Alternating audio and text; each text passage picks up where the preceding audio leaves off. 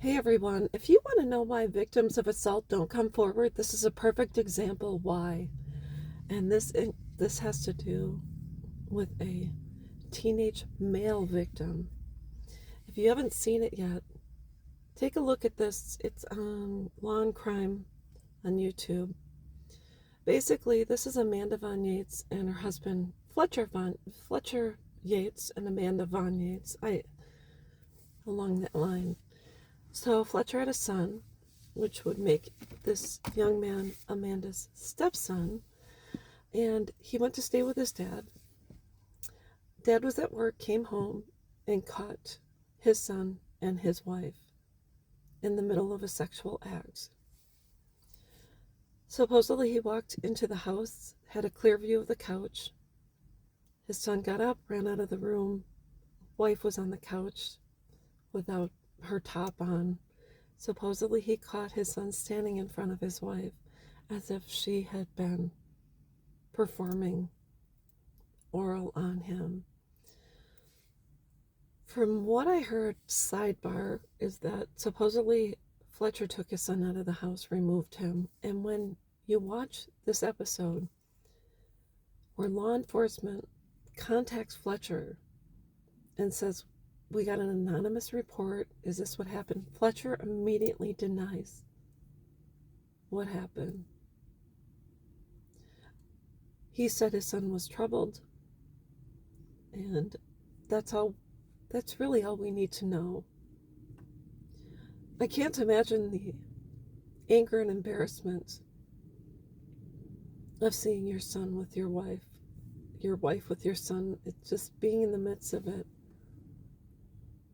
And so I'm sure this guy probably had shell shock. But on the other hand, he failed his son. And also, the son stated that he received messages or calls from his dad's family saying, "Don't tell anyone about this.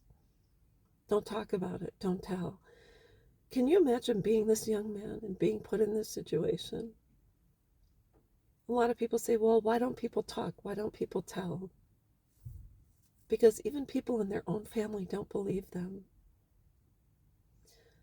My own personal story, which I've shared before, I had a best friend.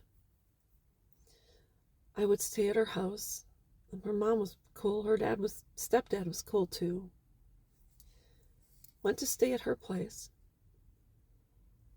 Her and I decided to sleep in the parents' rec room because it was cooler down there. She didn't have AC in her bedroom, and it was probably in the middle of summer in Wisconsin. It gets really super hot.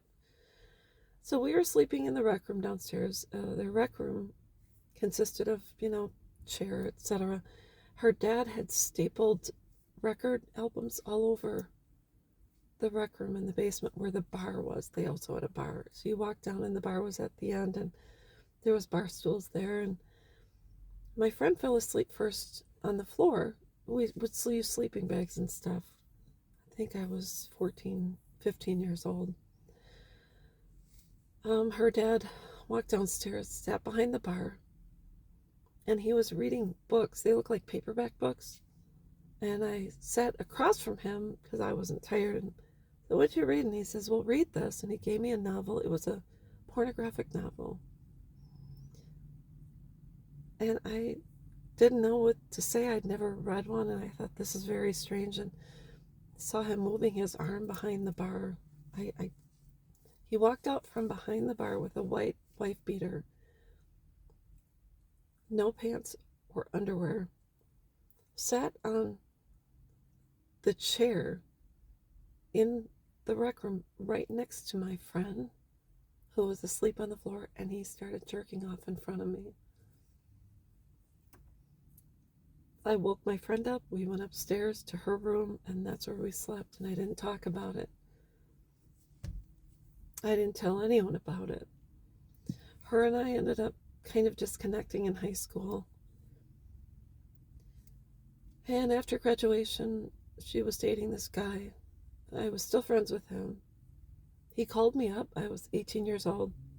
And he said, so and so, my former best friend, admitted that her father had sexually abused her as a little girl and forced her to perform certain acts.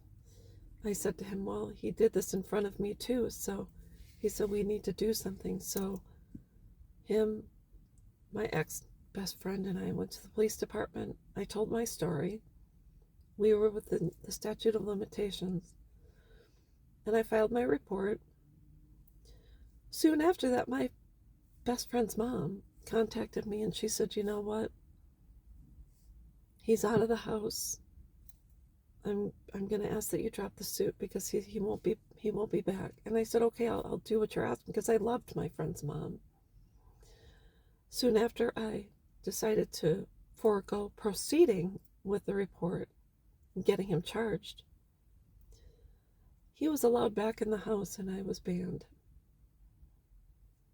So if we think people are going to believe victims, neighbors, classmates, etc., when their own family doesn't believe them or protects the abuser, what makes you think people like myself will come forward when no one supports them or believes them, and ends up allowing the perpetrator to be around the people that he has violated or she has violated? So just wanted to go into that.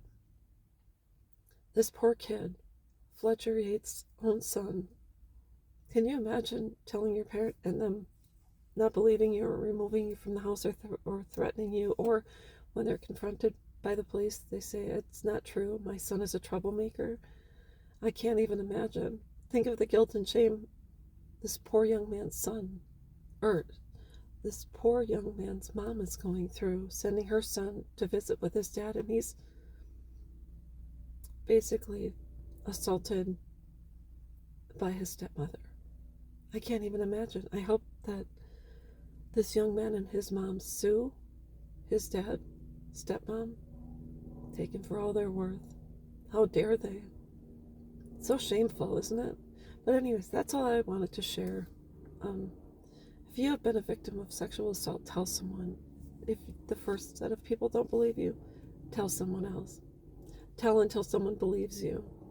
Best thing you can do in any situation today, use your cell phone and save any electronic communication.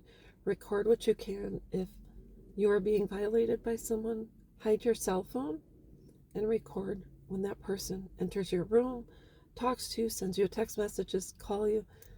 Do whatever you can to get evidence, because that's sometimes all you need.